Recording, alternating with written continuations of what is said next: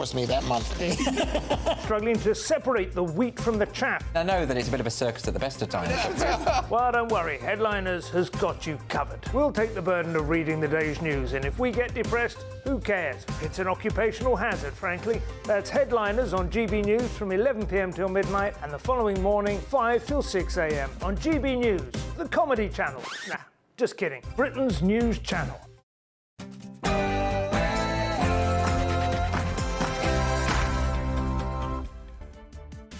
Hello, good evening. It's me, not him. That's right, GB News' political editor Christopher Hope, standing in for Sir Jacob Rees-Mogg, who is busy tonight being an MP, the job you pay him to do. On State of the Nation tonight, a Northern Irish court may have dealt a blow to the Rwanda plan after ruling it cannot apply because of the Windsor Framework and Good Friday Agreement. But does this further weaken the connection between Great Britain and Northern Ireland? Common Sense Minister Esther McVey is set to scrap diversity and inclusion Whitehall jobs that she has termed woke hobby horses. But why has she waited so long to do this? And the Labour Party has urged the government to halt arms sales to Israel following concerns of its military offensive in Rafah. But should Israel be allowed to finish the job properly of destroying Hamas?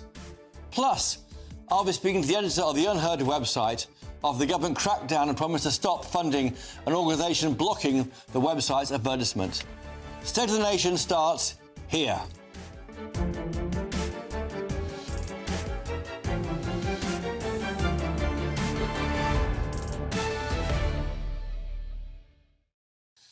I'll also be joined by a theatrical panel this evening, barrister and former Tory MP Jerry Hayes and the author and broadcaster Amy Nichol-Turner. As always, I want to hear from you as a crucial part of our programme. Email me, mailmog@gbnews.com. But now it's time for the News Bulletin with Tamsin Roberts.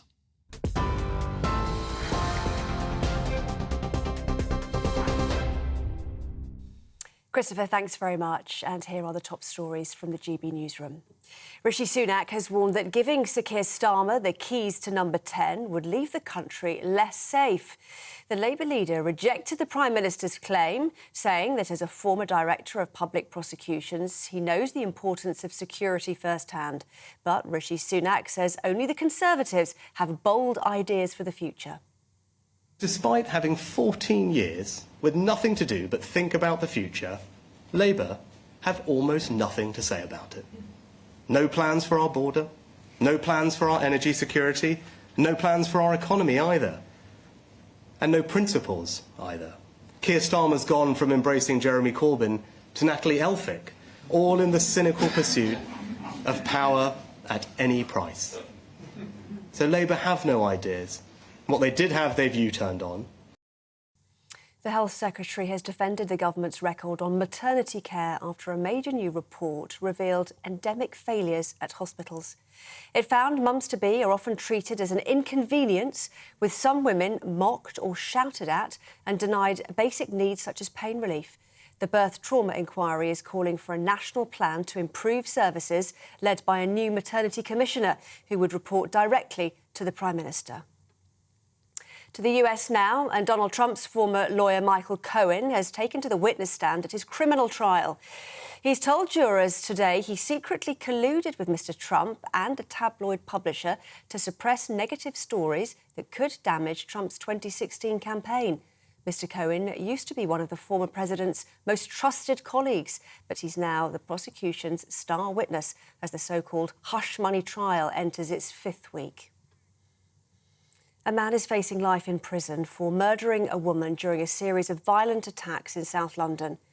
34-year-old Mohammed Noor was armed with a makeshift blade when he attacked Yohanita Kosiwadogbe in broad daylight last May. He admitted her murder and to having a blade made from scissors, but denied carrying out similar attacks in the days before her death. The King has officially handed over the role of Colonel-in-Chief of the Army Air Corps to the Prince of Wales. In a rare engagement involving both the current monarch and his heir, His Majesty formally handed over the title he's held for the past 32 years. The King said it was a great joy to meet servicemen during today's visit to Middle Wallop in Hampshire. Prince William will now represent the Army's Air Wing, which includes the unit once served in by his brother. Those are the top stories. For all the latest, sign up to GB News Alerts. Just scan the QR code on your screen or go to gbnews.com/alerts. Now, it's back to Christopher.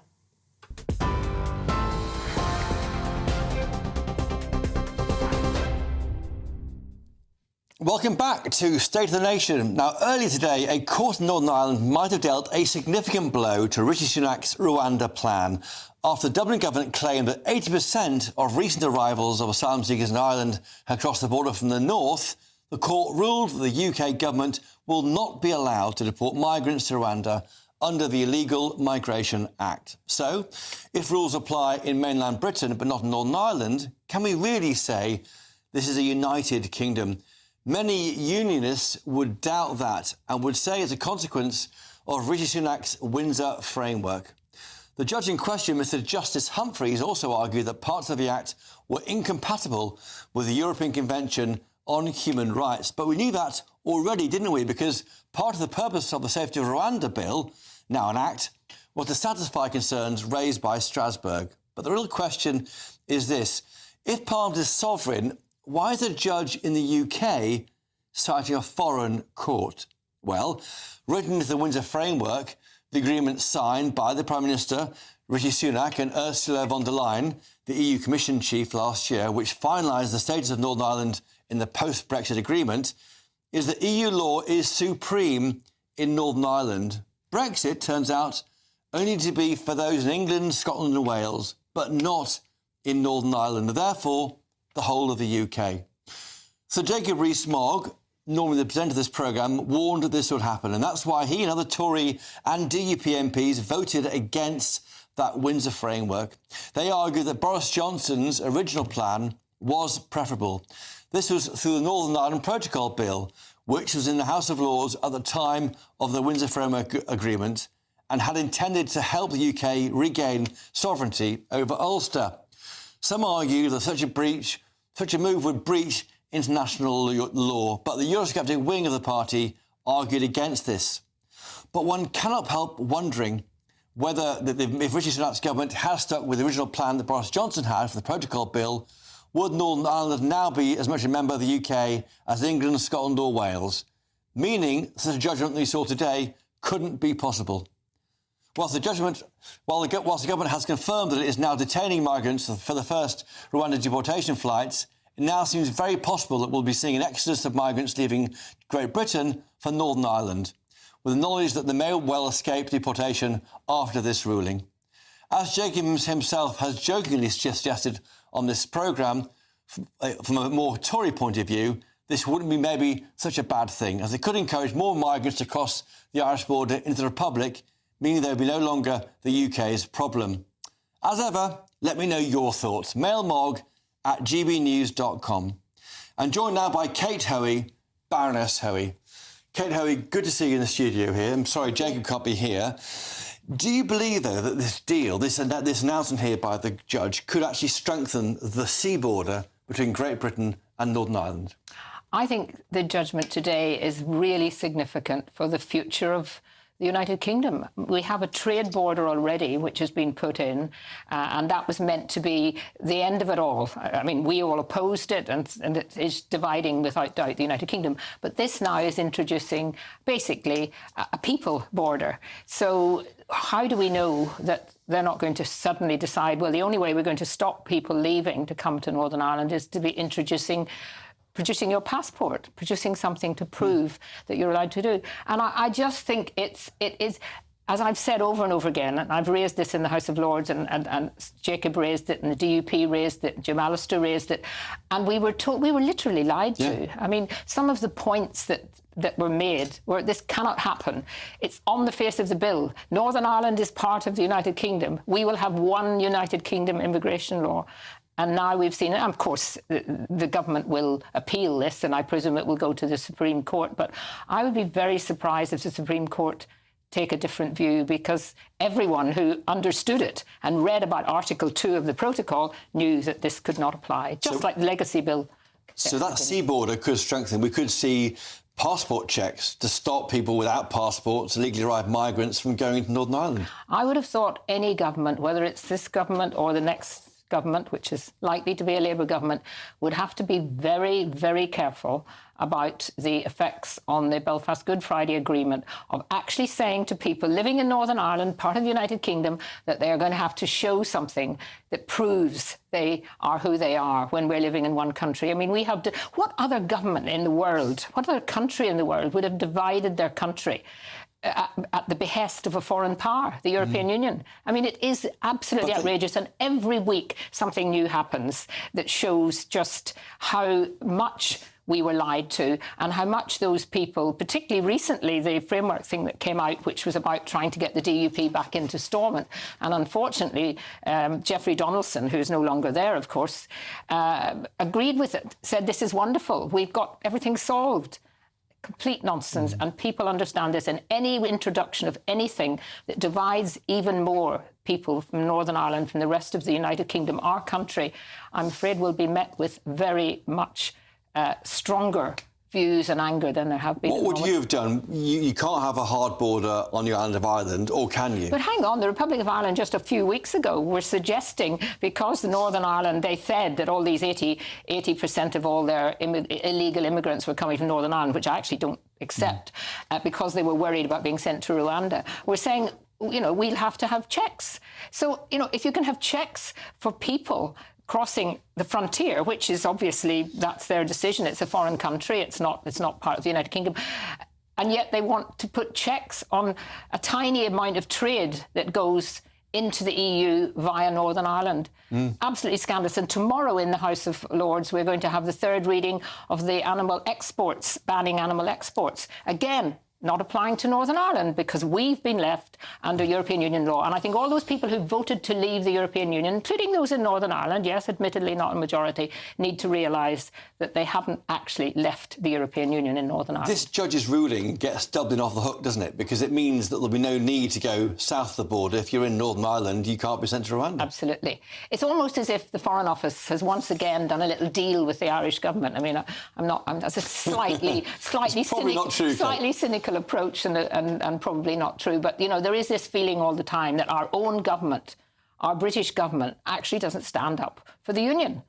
I mean, what is their job if their first job is not to actually support the United Kingdom of Great Britain and Northern Ireland?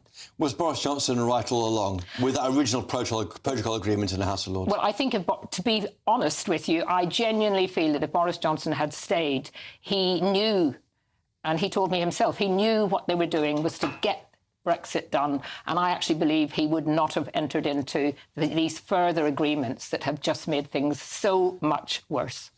What's the answer to the small boats crisis? I mean, you've called before, haven't you, for the Northern Royal Navy to be deployed in the Channel? Yeah, I mean, I just think that no other country would allow these thousands of people that are coming in illegally to happen. And there must be, particularly the law of the sea, there is a rule which they should be being taken back. And we're paying France millions of pounds. But we can't there's no returns deal post-Brexit. We can't take people back to France. But we should.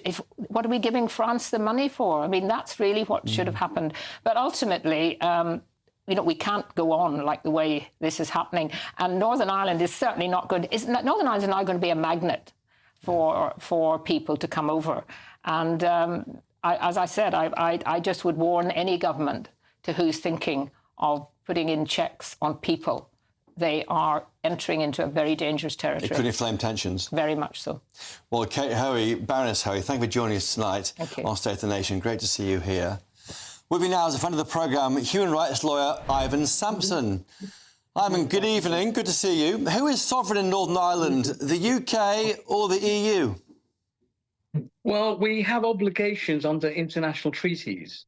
And it's not a question of who's sovereign, but our domestic laws must comply with those obligations. The reason that we haven't been able to send anyone to Rwanda is because of the European Convention on Human Rights. So it tells you, sovereign, the European Convention trumped the plans of the government through the Rule 39 interim measures. Now, I agree with Baroness Hoey because she said the Supreme Court won't see a different view than the High Court in Northern Ireland. And there's no other way they can read it, because the Good Friday Agreement protected fundamental human rights, entrenched in the European Convention on Human Rights, and protected with the right to scrutiny by the Strasbourg Court. Now, the Rwanda Act disapplied all of that. So I'd be interested to see what the Supreme Court in the UK, how they're going to view it, because their scrutiny has been eroded by the Safety of Rwanda Act as well. Is that where it's all heading, you think? A big battle in the Supreme Court later this summer, Ivan? I think so, and it'd be interesting how the courts deal with this, because they essentially, justice is blind, but what the government have done is blinded justice. And what they've done is blinded the Supreme Court and say, look, we know what you said in December, that this policy is unlawful, but we say it's lawful. We want you to do what Parliament says, despite the fact all the evidence points in the opposite direction. Ivan, if you have some clients who are illegally arrived migrants, would you be saying to them, get on the first boat to Northern Ireland right now? Well, this is it, because they can. In fact, now there are no passport checks between the United Kingdom and Northern Ireland. And it'll be interesting to see how the government deals with this. And can you imagine passport checks within the United Kingdom? There's going to be uproar, Chris. I think there's going to be an uproar in this country if that ever happens. Kate Hoey is still in the studio with me, and she's muttering under her breath at the very thought. And that's what many would say is that's dividing the UK, not uniting it post-Brexit. Indeed, and we've got like two sets of laws within the United Kingdom, and it's a very ill thought act, the Safety of Rwanda Act. It's politically motivated. I don't like making political comments. That's your job, but it's really, really ill thought, Chris. Well, do you blame that? Do you blame the Safety of Rwanda Act, or do you blame the poorly drafted, to use Kate Hoey's language, Windsor Framework? Well, look, the Windsor Framework, we can't roll that back. That's the thing. We can't roll that back. That is our obligation treaty. We have to comply with it. And it's very dangerous for the Good Friday Agreement, and I would say peace in Northern Ireland, if we're going to erode the Windsor Framework. I think it's very, very dangerous times. But is that right, though? Because we saw, didn't we, how the Irish government threatened to put people on the border of Northern Ireland and Southern Ireland, and no one said then it's going to erode peace in Northern Ireland? No, but we're talking about fundamental human rights, Chris. And, only dictators erode the right to scrutiny of the courts. And I'm afraid this government is behaving like a dictatorship. But there's a feeling, isn't there, that the courts aren't really doing what governments want. The governments are elected democratically. Courts aren't. No, but this is the separation of power. This is how our unwritten constitution works, that no government can enact an act, and this government has, that erodes fundamental human rights. And I would be absolutely chaining myself to Parliament if that ever happened, if they send someone to Rwanda, because it will not happen. Not a single person is going to be sent to Rwanda. OK, well, you heard it here first. Listen, Ivor Sampson, thank you for joining us tonight, and, of course, Baroness Hoey. Now, coming up, could former GB News presenter and now Government Minister Esther McVey stamp out so-called wokery, yes, wokery, in the civil service? Martin Daubney, weekdays from 3 p.m. Rishi Sunak has come out fighting and declared war on what he's called the UK's sick note culture. The country's welfare state bill costs the average taxpayer now £2,000 every single year for every British taxpayer. Astonishing numbers, Catherine, simply mind-bending. 69 billion quid every year now goes on benefits. I paid my tax bill last month. Where did your tax go? I clicked on it. Long-term sickness and benefits is now second only to the NHS on what we spend our tax pound on. This is simply unsustainable. That's exactly what the Prime Minister said. 69 billion a year on long-term sick and disability benefits, projected to rise to 90 billion by the end of the next Parliament if nothing has done. As he said, it is totally, totally unsustainable. And the message from Rishi Sunak really is, tough love. You're going to take your medicine. It's going to be good for you. You may not like it. Let's have a look at what he had to say earlier. Everyone with the potential should be supported, and not just to earn, but to contribute and belong. And we must never tolerate barriers that hold people back from making their contribution and from sharing in that sense of self-worth that comes from feeling part of being something bigger than ourselves. And that is why this is a moral mission, and why the value of work is so central to my vision for welfare reform. Certainly, Rishi Sunak said in the speech, in the period since the pandemic, something has gone wrong. Of course, millions of people had their wages paid by furlough. Now, that was an entirely artificial situation in an exceptional circumstance, but quite a lot of people left the workplace and simply haven't come back. In the GB newsroom, we bring you the news as it happens. With our team of dedicated journalists across the UK, GB News brings you accurate reporting of the day's topical agenda. When the news breaks, wherever and whenever it's happening, we'll be there. This is GB News, the People's Channel, Britain's news channel. Join me, Neil Oliver, every Sunday night at 6 p.m. on GB News. And if an hour is not nearly enough for you, go to gbnews.com for special extended episodes online every Friday at 9 p.m, where we can truly get into the nitty-gritty of what's going on. GB News, Britain's news channel. Weekdays on GB News. Wake up to breakfast every day from 6 a.m, followed by Britain's newsroom at 9:30. At noon, it's Good Afternoon Britain, followed by Martin Daubney from 3 p.m, only on GB News, the People's Channel, Britain's news channel.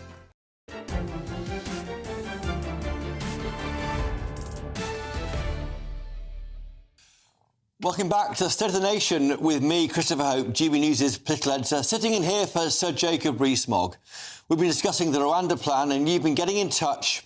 Susan says, let's do a deal with Southern Ireland. We send the migrants to Northern Ireland, then they go to Southern Ireland, then they send them to the EU. Spain says it needs 25 million working-age people. Alan says we must, in capitals, close this open-door agreement now, in capitals. My concern is more about how many illegal migrants entering our mainland from Southern Ireland. And Jerry Hayes, who's he? This is a joke. This is a joke. I'll leave Jerry's comment till he speaks in a minute. Now, moving on. Last week it was revealed that the House of Commons and Lord's diversity roles were paying as much as £70,000 a year. But which should put you in the top 10% of earners in the UK. However, Esther McVey, the Common Sense Minister and former GB News presenter, has promised to scrap all so-called woke Whitehall jobs. So could this finally put the matter to rest? I'm joined now by, as you heard on my panel, barrister and former Tory MP Jerry Hayes and the author and broadcaster Amy Nicol-Turner. Jerry, to you first, given you want to get involved so quickly in our programme. What's wrong with rainbow lanyards? What? Rainbow lanyards. Absolutely nothing. Oh, right. What is wrong when you pay someone £150,000 to deal with completely daft things? The number of people, the quotas you've got. Let's have people there with their jobs for experience. But quotas can work, though. Quotas work with the Labour Party. All women's shortlist has produced and look at some of the people. Yes, but look at the people you've got. The quality. It's an insult to women. It's an insult to black people. It's an insult to every ethnic minority. They've got to be shown that they've got there for their real talent, nothing else. But how can they do that? Amy. How can a meritocracy exist unless you level out the playing field first? The equality of the opportunity to be equal. But that's exactly what these schemes are about. That's exactly what D&I is about. And I think it gets this characterisation that it's about right-on unconscious bias trainings, when really it's about working-class people, it's about disabled people, it's about parents, it's about getting everyone into the workforce so that they can be judged by their talents ahead of everything else. Nothing wrong with that, Amy. I think a real common sense approach would be to admit that there is disadvantage and there is disproportionate numbers of people in certain roles, and maybe addressing that rather than sending out a signal that it's but this is Esther wokery. McVeigh, isn't it, really? Yes. We love her in a weird sort of odd way. What are you saying? She's an MP, elected MP? Well, of course she's like, well, we don't have to love elected MPs. No, but you Mind give you, the some of them respect do. the job's due. Well, of course I say, give it to the Minister for Common Sense. Jerry Hayes... The Minister for Common Sense. Oh, no, that's... But do you know what wasn't very sensible? Was using £39,000 of taxpayers' money to privately rent out her Westminster home. Well, that's got nothing to do with That was equality some at all. white waste I think we maybe should concentrate on. Mr. Lawyer will be ringing his ear in a Amy, minute. the point... We're arguing here about employment practices in Whitehall, not about how MPs claim expense or don't, and it's all within the rules. The point about wokery, Jerry Hayes, is, as my children tell me, being woke is being kind, and what the Whitehall's trying to do here is allow people with less advantage a chance to get on. Do you know, I don't disagree with any of that, but it's become an industry. Now, I'm on the left of the Conservative Party, if that exists anymore, I suppose, but listen to Kemi Badenoch. She's absolutely a sensible person. You're saying, look, let's go mad over this. Yeah, we believe in equality. Of course we do. But let's go completely sane But it's not over the about top. it's not kindness. It's not, well, Of course it's kindness. but it's also practical. That's why this is so used within the private sector, because it increases efficiency, it increases productivity. How? Because if you understand your entire customer base, you can make better decisions to increase productivity of the business. For the job, Every Amy. D&I scheme has been proven to increase profitability. It is a moral imperative, yes, but it's also a practical imperative. It works across the board, but unfortunately it's been hijacked, and now it's popular to be like, oh, D&I is all about wokery, when it's not. It's about increasing efficiency. What do we have? Stagnant growth in this country. No, we haven't, actually. The Daily Mail, and that's an organ of great truth, said the other day, we're gangbustingly well. 1.6%. Our social mobility is something to be desired, and schemes like this address that. No, they don't. Well, we'll agree to differ on this one, won't we? Now, the BBC is planning to introduce adverts on its podcast on third-party platforms like Spotify. The move has led some to complain that they do not expect to pay for content already financed by the licence fee. Gary Lineker's podcast company has written to Lucy Fraser, the Culture Secretary, to warn of a disastrous consequence for the podcast industry if his employer goes ahead with the plan. But does the BBC have an unfair advantage given its licence fee funding, and will listeners accept adverts on BBC programmes, even on third-party platforms like Spotify? Back to my panel. Amy, should the BBC be advertising in this way? Not to UK consumers, not to a licence fee payer. However, BBC Studios, when they sell their programming internationally, I think it's fair enough, because why should the licence payer pick up the tab for that? So that's where, with the BBC Studios, you can have that commercial side and maybe use some advertising or other ways to increase revenue aside from the licence fee, but not to licence fee payers who have already paid enough. Jerry Hayes, you're a free market capitalist. Why can't the BBC advertise? What do you mean I'm a free market I'm guessing capitalist? you're a Tory MP, formally. Yeah, but when he was a proper party, not a load of mad people like Liz Truss and Kwasi Kwarteng who crashed the economy. BBC adverts, podcast, Jerry. I don't really care. And the reason I don't really care, because the licence fee comes up, and is it 27, something like that? But how many people watch the BBC nowadays? How many people under the age of... Well, no. People under the age of 35 look at their news in a very different way. They listen to podcasts. I can't remember the last time I saw BBC News. Did you not watch Eurovision? No. Isn't the point 4.7 million. We can't debate the entire BBC. We can't debate... We've got 2 minutes. We can't debate the entire BBC. But the point here is the BBC is moving to a space where it's hard to make money, even if you're a privately owned podcast company, like the millionaire Gary Lineker. Is that the point? The BBC is getting its tentacles in space that it shouldn't be? No, I don't think so, because they're in deficit, right? They need to make up this £700 million somehow. And it's not uncommon, as I've said, to use a commercial element alongside the licence fee. But what I'm saying is don't double... international. Yes, exactly. And would you have a problem with them doing a little bit of advertising there? No, I don't. But we obsess with these things because so many it's not a new idea for them to Tories have think the BBC are wicked and they shouldn't be taking our licence fee. Yeah, but the fact of the matter is the whole model of actually platforms will be changed by 2027. The licence fee will go. What will it become? A subscription service like Netflix? I don't know. I think they'll hive off news and they'll hive off public...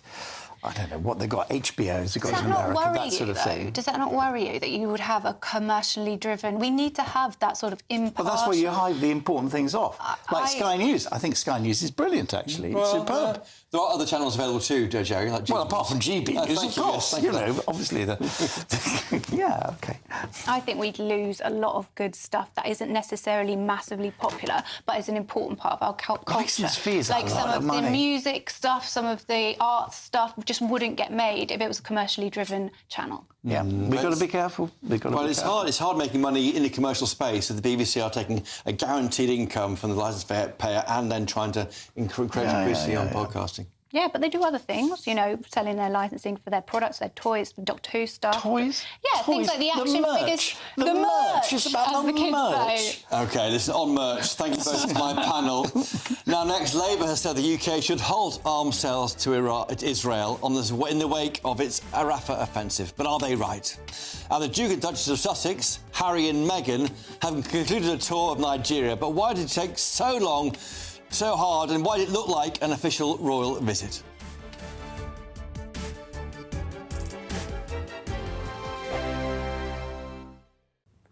Hi there, time for a look at the weather with the Met Office for GB News. Cloud and rain moves east very slowly over the next 24 hours. Showers follow the main band of rain that we've seen across western parts during the day, and it's going to turn cooler across the country as we lose the warm sunshine that we've seen so much of during the last few days. We do keep some clear spells in the east on Monday night, but otherwise there is this cloud and rain progressing its way very slowly eastwards, followed by showers into the southwest, interspersed by clear spells. Where we do get some clear spells in the west, temperatures will dip into the single figures, but otherwise it's 12 to 15 Celsius first thing Tuesday, and a damp, dreary start for central and southern Scotland, northern and eastern England. That rain really persists throughout much of the day. It does become more fragmented into the afternoon, so on and off rain, and nothing particularly heavy, but a marked contrast compared with recent days with temperatures back to 16 to 18 Celsius, a little bit cooler than that,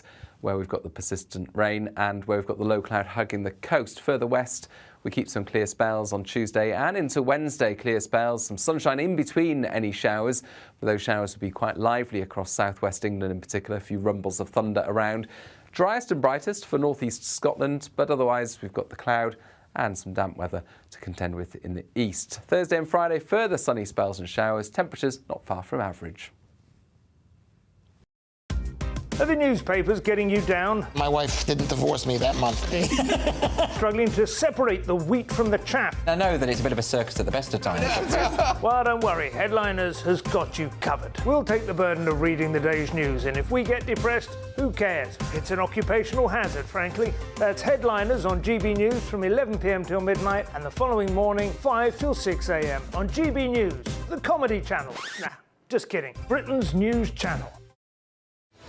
I'm Patrick Christie's. Every weeknight from 9, I bring you 2 hours of unmissable, explosive debate and headline-grabbing interviews. What impact has that had? We got death threats and the bomb threat and so on. Our job is to do what's in the best interest of our country. You made my argument for me. My guests and I tackle the issues that really matter with a sharp take on every story. I'm hearing it up and down the country. That was a beginning, not an end. Patrick Christie's tonight from 9 p.m. only on GB News, Britain's news channel.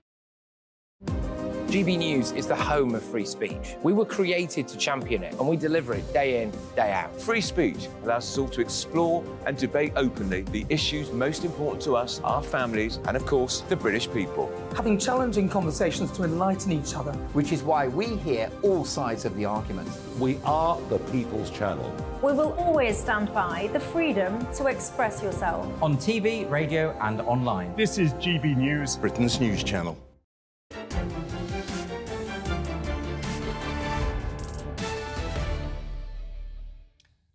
Welcome back to State of the Nation. I'm Christopher Hope, GB News' political editor, sitting in for Sir Jacob Rees-Mogg, the usual presenter of this programme.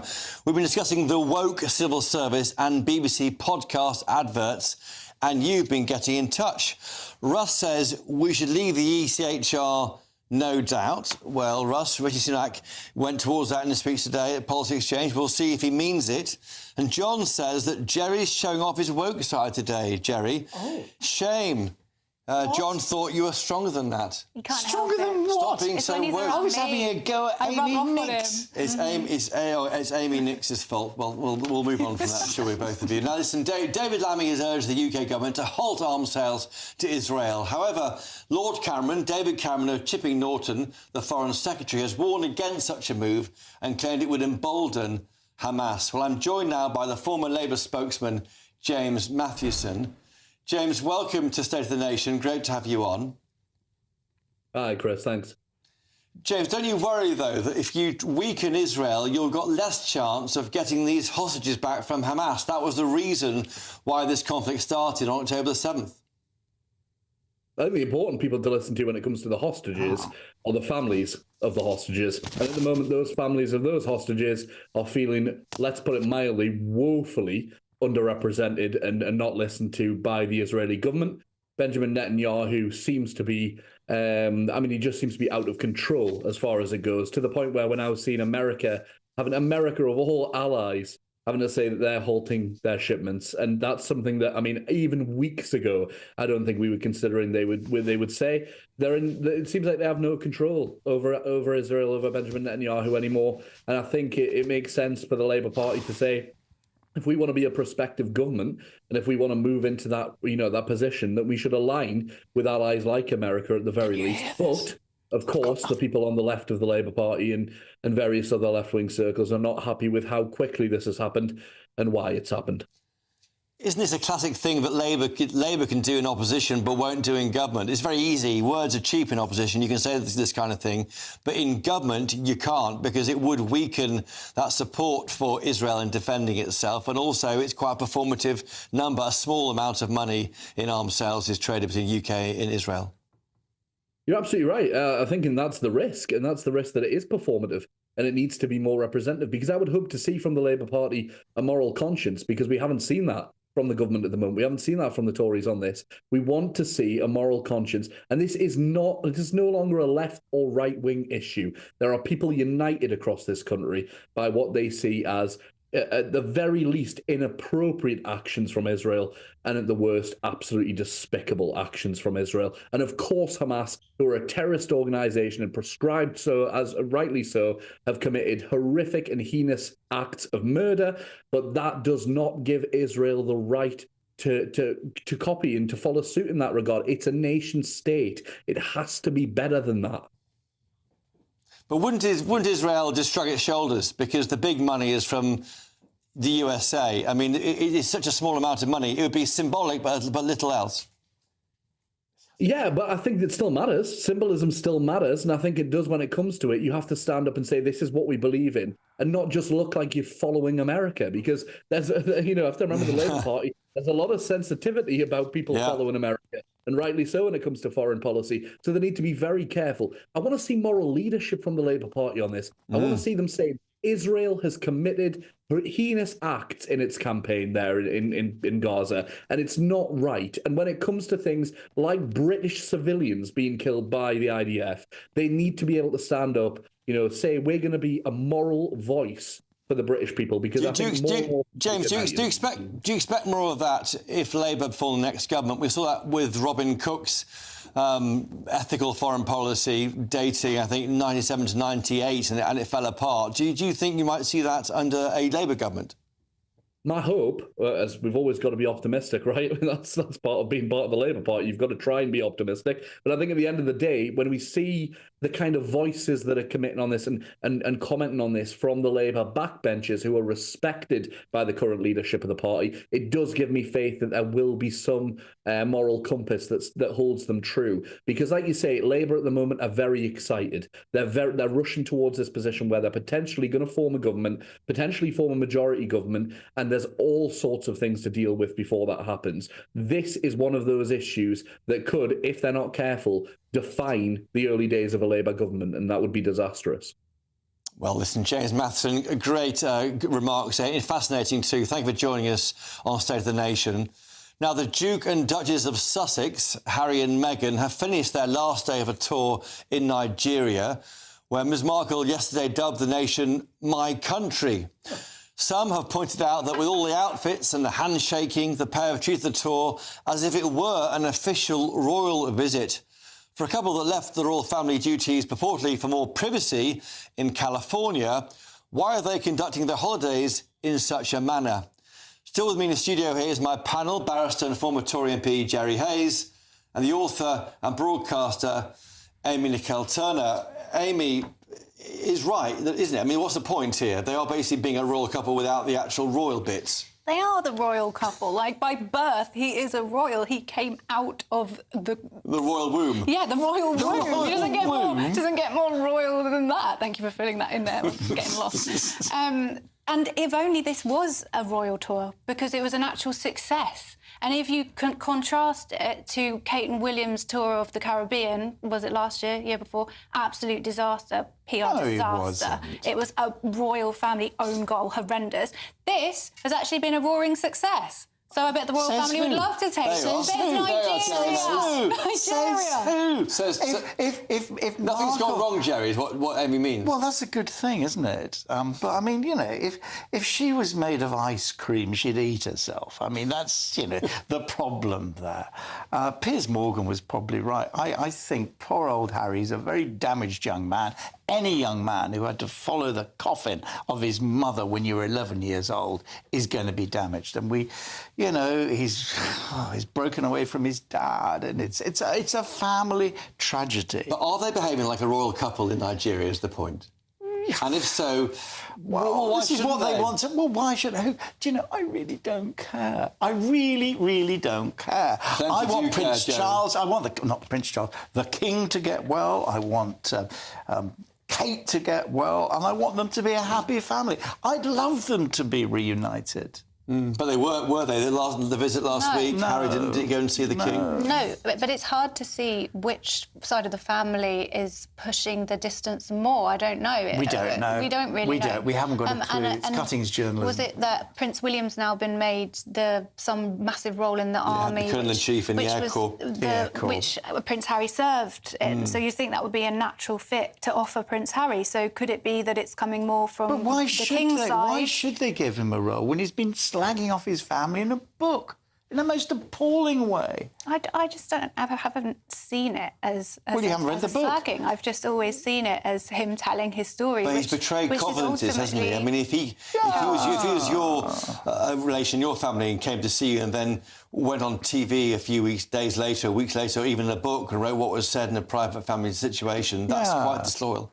Yeah. Possibly, but I think that some of the things that he's said, particularly about his mental health, have helped so many people. Oh, that's a plus. And been so honest. That's something that Meghan's really good at too. I think people get annoyed because she's just so good at playing this role. Like, even down to the fact on this tour that isn't a tour, she wore Nigerian designers only. Oh God, that's such a nice touch. She's good at this PR stuff. It's a royal touch. It's a royal touch. Amy's right. They had the world at their So why are they being like royals when they're not royals? Why are they trying to behave like the royal family when they aren't the royals? They are royal. Well, she's not, but he is. No, but they're outside the family. Now, why are they trying to pretend they are? They did abandon their titles, because didn't they? They want to not to be talked about. Look, I want reconciliation. I want them brought back into the family, but they've got to do something to show that they love the King and they love He loves his brother.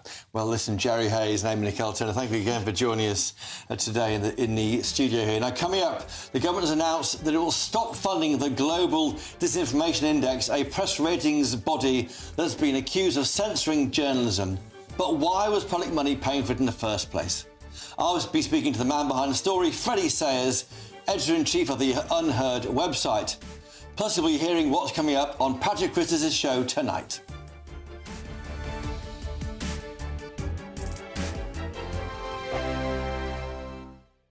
This is GB News, Britain's news channel.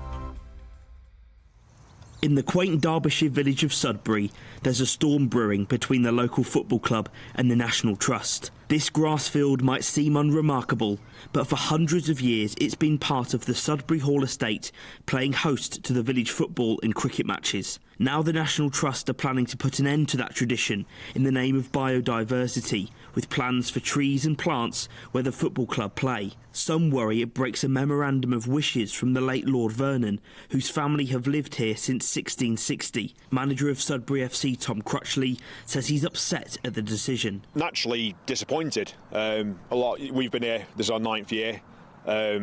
We've put a lot of effort into here to keep playing, to maintain it. I'm from the village originally, so personally it was, it is very upsetting. MP for Derbyshire Dale Sarah Dines says the National Trust aren't respecting the history of the site. I feel they're trampling over the wishes of historic owners who gave up this wonderful site for the nation. And for over 100 years, people have played football and cricket here. It's incredibly sad. Incredibly sad, and it's against the wishes of a lot of people locally who've written to me from the village. Sudbury Hall lives under the branding of the Children's Country House, a decision which Dines says is disrespectful to the history of the estate. I mean, this is fake to make it into a children's theme park. It's almost a reimagining, and in fact that's the very words it says on their website. The house is reopened, it's been reimagined. I don't want our heritage to be reimagined. I think the National Trust has been captured by people who have different ideas than most people in this country. Whilst the public will still be able to roam these historic grounds, the village feels like a legacy is being snatched away. Jack Carson, GB News, Sudbury. 2024, a battleground year. The year the nation decides. As the parties gear up their campaigns for the next general election. Who will be left standing when the British people make one of the biggest decisions of their lives? Who will rise? And who will fall? Let's find out together. For every moment, the highs, the lows, the twists and turns. We'll be with you for every step of this journey. In 2024, GB News is Britain's election channel. We're GB News, and we come from a proud tradition of British journalism. That's why I'm so excited to be here. It's something so new. The first news channel to be launched in Britain in over 30 years. Launched to represent the views of the British people. To go where other broadcasters refuse to go. How did you find out about the story in the first place? Launched with one aim. To be the fearless champion of Britain. It's an absolutely fantastic atmosphere here. This is GB News. GB News, Britain's news channel.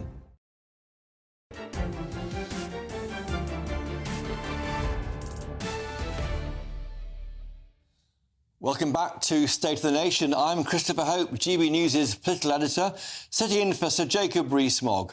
We've been discussing the Israel crisis with Hamas and the Sussexes, and you've been getting in touch. Tony says that the BBC run a number of commercial channels which carry adverts. Yeah, Tony's right, but the question is, should those adverts continue on to podcasts? Alan says, simply bring Meghan and Harry home. I think he means the Duke and Duchess of Sussex there, Alan, but thank you for that. And Steve says, why does anybody care about these two? Well, Steve, many would agree with you. Now, last month, the Unheard website revealed how an organisation partly funded by the UK government is censoring journalism.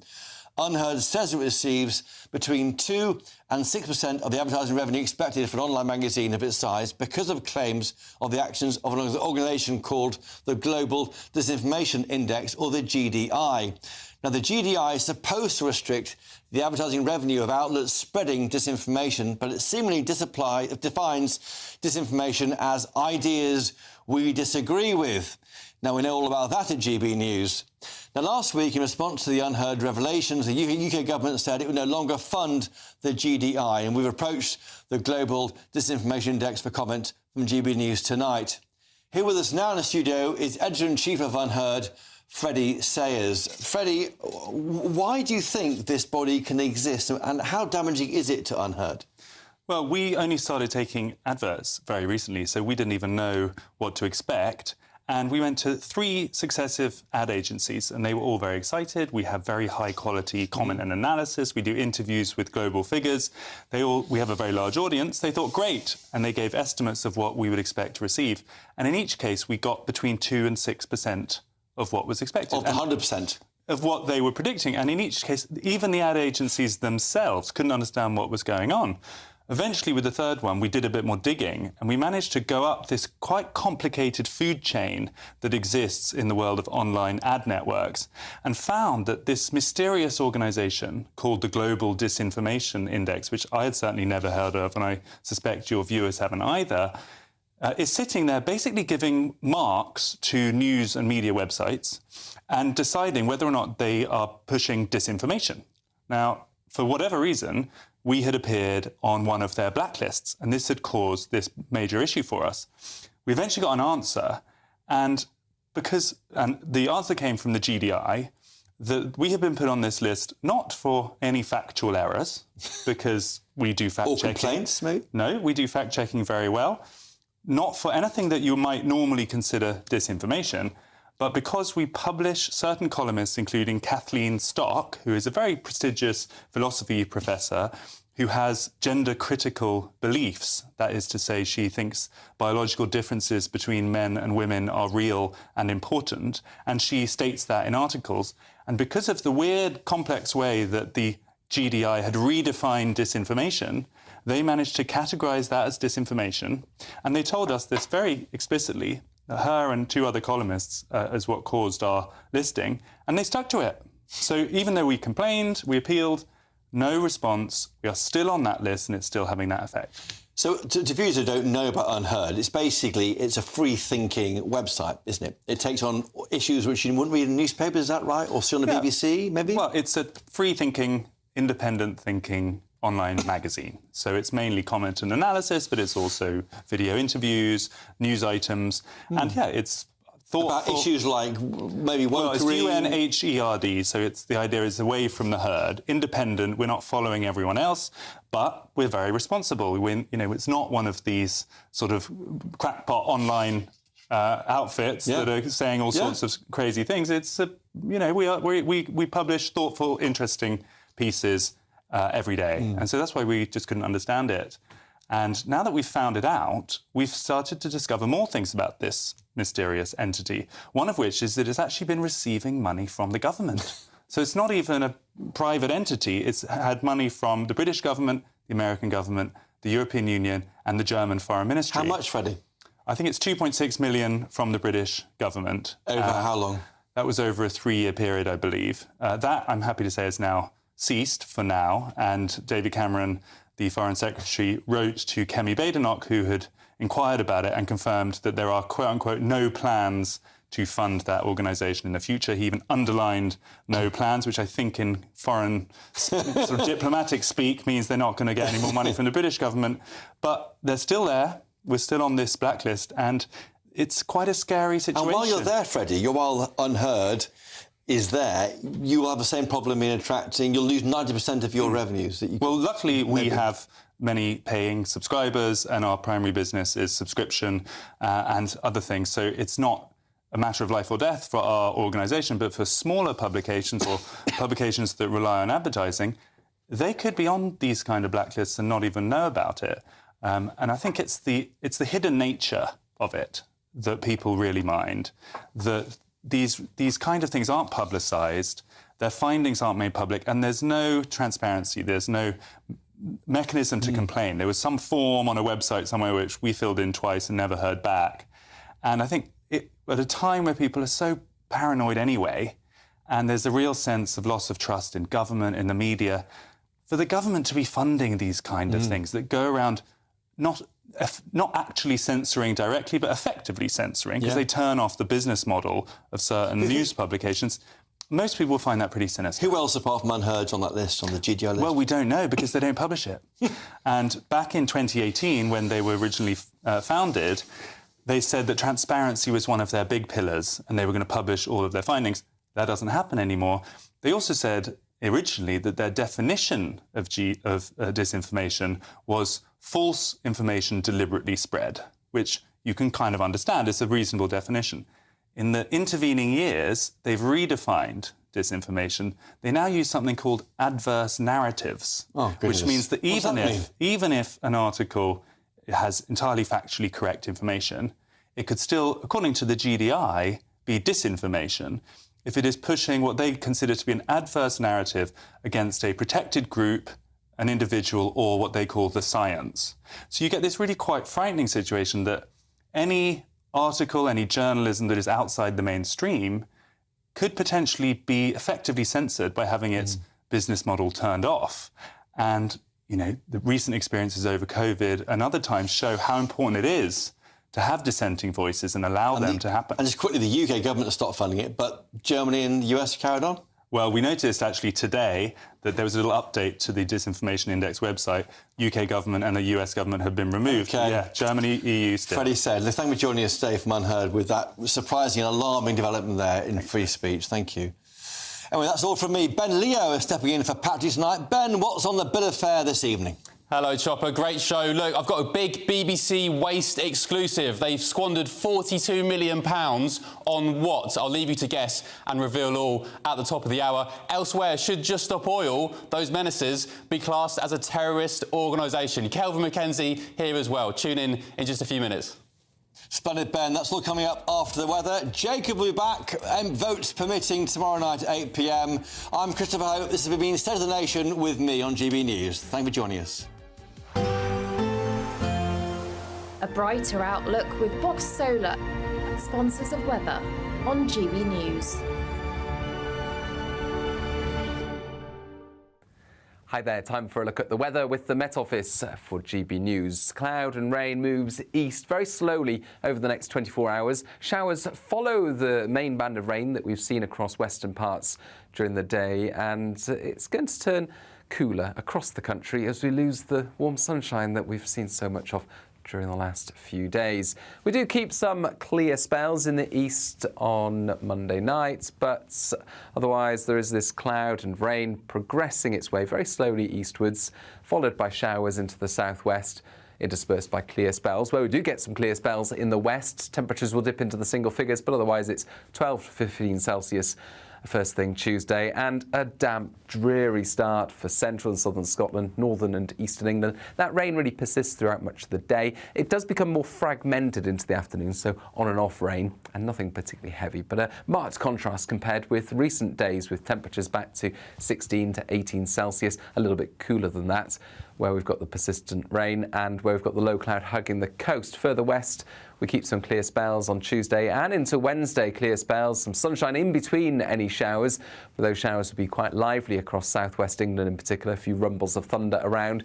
Driest and brightest for northeast Scotland, but otherwise we've got the cloud and some damp weather to contend with in the east. Thursday and Friday, further sunny spells and showers, temperatures not far